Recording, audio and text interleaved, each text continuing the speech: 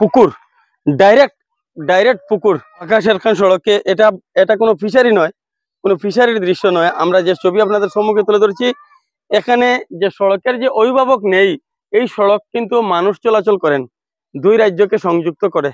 সড়কের যেটা বাস্তব ছবি আমরা সরাসরি আপনাদের সম্মুখে তুলে ধরছি। উপনির্বাচন সমাগত, তো সেই উপনির্বাচনকে কেন্দ্র করে এই মুহূর্তে রাজনৈতিক উত্তাপ কিন্তু ছড়িয়েছে ধলাই বিধানসভার আনাচে কানাচে। আমরা দেখছি বিধায়ক হওয়ার স্বপ্ন নিয়ে অনেকেই জনমত সংগ্রহ করতে তোড়জোড় শুরু করে দিয়েছেন। সব কয়টি রাজনৈতিক দলের তোড়জোড় কিন্তু আমরা দেখতে পাই। আজ এখানে থেকে আমি কেন সেই রাজনীতি বা বিধানসভা নির্বাচনকে সম্মুখে নিয়ে আসার যেটা মুখ্য কারণ, আমি বর্তমানে যে জায়গায় রয়েছি সেটা হচ্ছে ধলাই বিধানসভার কর্কট বস্তি। এখানে আমি যে সড়কে দাঁড়িয়ে রয়েছি সেই সড়কটি হচ্ছে ভাগা শেরখান সড়ক। স্বাধীনতার সেদিন আমরা অমৃত মহোৎসব পালন করেছি। তো তার পরবর্তী সময়েও ধলাই বিধানসভাতে এরকমের একটি সড়ক রয়েছে, তো আমরা আপনাদের সম্মুখে তুলে ধরবো। তো তার আগে বলতে চাইছি, ঠিক এই মুহূর্তে আমি যদি এদিক দিয়ে আপনাদেরকে দেখাই, তাহলে আমি বর্তমানে যে একটি পয়েন্টে রয়েছি সেটা হচ্ছে কর্কট। আর এই জায়গাটি বাগাবাজার থেকে এই জায়গাটির দূরত্ব প্রায় 15 কিলোমিটার। তো বাগাবাজার থেকে এই রাস্তাটি শুরু হয়ে স্থানে স্থানে ভয়ঙ্কর ভয়ঙ্কর গর্ত রয়েছে। বাগাবাজারে যেখানে আমরা দেখেছি এই সেদিন কাজ সামান্য শুরু হয়েছে, কিছু জায়গা জানি না, কোনো তথ্য ফলকের দেখা আমরা সেখানে পাইনি। তো ঠিক বর্তমানে যে জায়গাতে রয়েছি, এখান থেকে 2 কিলোমিটার অংশ অত্যন্ত ভয়ঙ্কর, যেখানে মানুষ চলাচল করছে। এই সড়কটি দুই রাজ্যকে সংযুক্ত করে। তো সেই দুই রাজ্যের সংযুক্তিকারী যে সড়ক, সে সড়কের কি অবস্থা রয়েছে সেটা তুলে ধরতে আপনাদের সম্মুখে।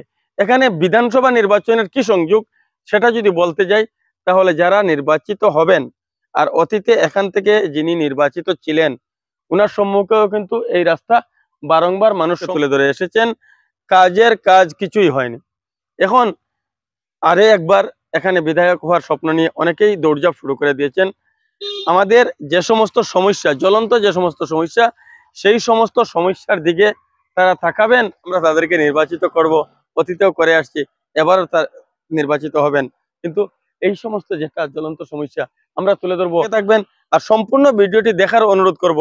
যদি ভিডিও আপনাদের ভালো লাগে তাহলে ভিডিওটি শেয়ার করারও অনুরোধ রাখছি। এখানে আমরা মোটরসাইকেল নিয়ে এসেছি, আর মোটরসাইকেল নিয়েও আমরা যে পৌঁছাতে পারবো এরকমের অবস্থা নেই। যতটুকু বিষয় অবগত হয়েছে, গতকালকে রাত্রে পণ্য বুঝাই লরি গর্ত পার করতে গিয়ে পণ্য খালি করে, গর্ত পার করে আবার পণ্য বুঝাই করা হয়েছে। এরকমেরই অবস্থা, এরকমেরই ভয়ঙ্কর অবস্থা এই সড়কে রয়েছে। তো তাহলে চলুন। তো দেখে মনে হচ্ছে যে কোনো ইন্ডাস্ট্রি যাওয়ার রাস্তা, ব্রিক ইন্ডাস্ট্রি বা এরকমের না, এটা দুই রাজ্যের সংযুক্তকারী একটি সড়ক। এই সড়কটি দিয়ে আসাম এবং মিজোরাম দুই রাজ্যকে সংযুক্তকরণ রয়েছে। এই সড়কটি মিজোরামের এক বৃহৎ অংশের মানুষ এই সড়ক দিয়ে চলাচল করে। এখানে সাইফাই, সাইফুং, লিমেন, মাউচার থেকে শুরু করে এই সড়কটি বাগাবাজার থেকে শুরু করে শেরখানের সহিত সংযুক্ত হয়েছে।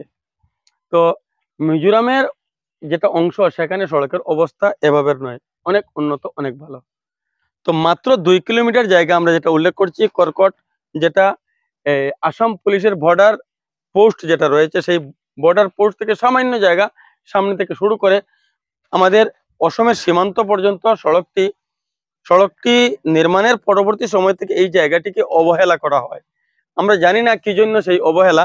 তো বর্তমান সময়ে কি ভয়ঙ্কর অবস্থান নিয়েছে সড়কটি, সে ছবি আমরা আপনাদের সম্মুখে তুলে ধরতে চাইছি। আমরা দেখি তাহলে মিজোরামের এক বৃহৎ অংশের মানুষ এই সড়ক দিয়ে যেমন চলাচল করেন, আমাদের দক্ষিণ ধলাইয়ের শেওরারতল গাঁও পঞ্চায়েত, জামালপুর গাঁও পঞ্চায়েত, রাজনগর গাঁও পঞ্চায়েত, মানুষের কিন্তু জীবন জীবিকা নির্ভর করে এই সড়কটির উপর।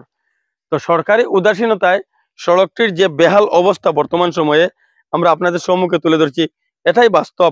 এখানে আমরা কোনো ধরনের কাটছাট না করে সরাসরি আপনাদের সম্মুখে এই ভিডিও আপনাদের সম্মুখে তুলে ধরার চেষ্টা করছি। এই হলো,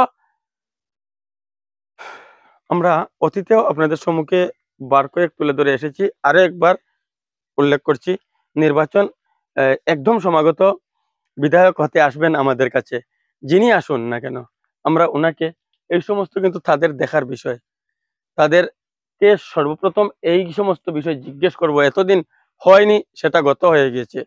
আপনি যে হচ্ছেন, আপনার করণীয়ের মধ্যে কোন কোনটি কাজ আপনি করবেন? আমাদেরকে পার্টিকুলার একটা টাইমে বিভিন্ন ধরনের ললিপপ দেখিয়ে আমাদেরকে ঠকানো হয়, আর তার পরবর্তীতে আমরা কিন্তু তাদের সেই পাত্তা ফাঁদে পা দিয়ে আমরা তখন ভুলে যাই আমাদের অধিকার যেগুলো রয়েছে সেগুলোর কথা আমরা সম্পূর্ণ বেমালুম ভুলে যাই। তো দেখুন কি ঝুঁকি নিয়ে যান চলাচল করছে। কান্তনে হারায় কেমন খারাপ সড়ক,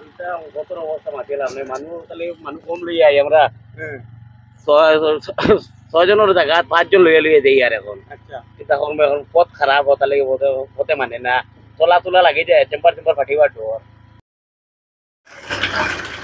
কেন বাড়ি কান্তনে হারায় ওই সামনে থেকে নেই আর কেমন কিতা অবস্থা সড়কর? সবার অবস্থা বেশ ভালো না, সামনে দিয়ে আরো বড় বড় গাছ আছে। আপনি তো আরো বড় বড় গাছ আছেন। তো এই হলো অবস্থা, গর্তের মধ্যে সড়ক না সড়কের মধ্যে গর্ত করছি, পুকুর, ডাইরেক্ট ডাইরেক্ট পুকুর।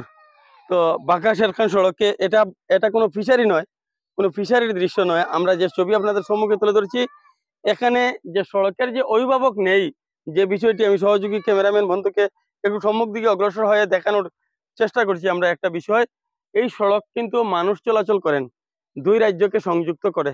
সড়কের যেটা বাস্তব ছবি আমরা সরাসরি আপনাদের এখানে আমরা উল্লেখ করছি, যে অভিভাবকহীন যেটা, সেটার প্রমাণ হচ্ছে এই পাশেই আমরা দেখছি, যদি এখানে একটি নালা করে দেওয়া যেত, জল নিষ্কাশনের ব্যবস্থা করা হতো, তাহলে কিন্তু এ সড়কে এভাবে গর্তের সৃষ্টি হতো না।